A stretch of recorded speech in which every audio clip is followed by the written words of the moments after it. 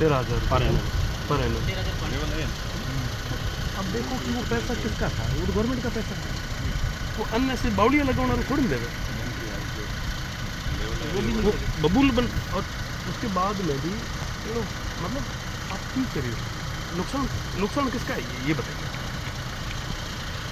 आम जनता का हो रहा है ना, गवर्नमेंट का नुकसान हो रहा है। आप सरकारी आदमी है, आपको कितना नुकसान होगा बताइए, कैसे करें आप। अब आप इसके अलावा आपने विधानसभा को घूमना चाहिए। अभी क्वांटिटी तो पूरी हो जाएगी, मैं ये कह रहा हूँ कि बावलिया क्वांटिटी तो 67,000 से आकली तुमली गिरल गाँव में नहीं गिन सो तो ही होता है ना। हाँ तो कौन लगाया हो, सरकार 13,000 रुपया पर एनम दे।